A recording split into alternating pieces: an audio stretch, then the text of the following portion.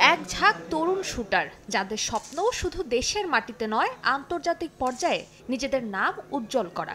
বড় স্বপ্ন নিয়ে শুটাররা অংশগ্রহণ করেন 11তম জাতীয় এয়ারগান চ্যাম্পিয়নশিপে। কারণ এই টুর্নামেন্টে ভালো করলেই নিশ্চিত হবে ফেডারেশনের ট্রেনিং ক্যাম্পে যুক্ত হওয়ার টিকিট।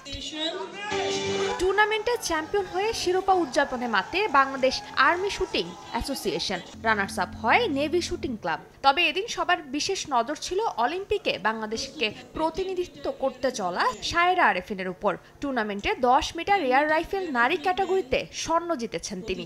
অবশ্যই অনেক বেশি হেল্প করবে এই জিনিসটা, কজ এখানের ফাইনালে তো দেখেনি অনেক হই হুল্লা থাকে, তো সেই হিসেবে ও ইন্টারন্যাশনালের তুলনামূলক একটু কমই থাকে, তো সেই হিসেবে এখানে যদি আমি ভালো করতে পারি, অবশ্যই ওখানে যদি আমি ফাইনালে ওঠার চান্স পাই তাহলে ইনশাল্লাহ ভালো করতে পারবো। কিছুটা প্র্যাকটিসের অভাব আছে, তাছাড়া হয়তো আমাদের মানসিক দিক থেকে আমরা একটু উইক।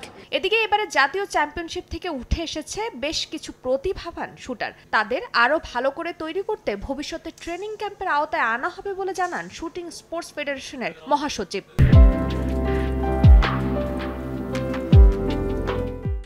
প্রত্যেকটা গেমসের থেকে আমরা নতুন প্লেয়ারকে বাছাই করি, নতুন মুখ সন্ধান করি।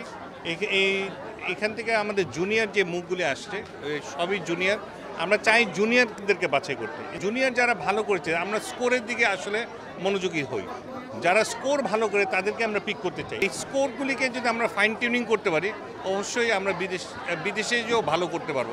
এদিন ফাইনালে বিজয়ীদের হাতে পুরস্কার তুলে দেন ঢাকায় নিযুক্ত ফ্রান্সের রাষ্ট্রদূত মারি মাসদুপে। শুটিং ফেডারেশনের যে কোনো সাহায্যে ফ্রান্স সবসময় পাশে আছে বলে আশ্বাস দেন তিনি। We would be very happy to develop partnerships with sports federations in Bangladesh. That's what I was saying. Your federation looks very promising to build a new partnership. And of course, federations are government supported in France as well. 11তম জাতীয় airgun চ্যাম্পিয়নশিপে মোট 239 জন shooter অংশ নেন। ফারজানা জাহান প্রিয়া, সময় সংবাদ, ঢাকা।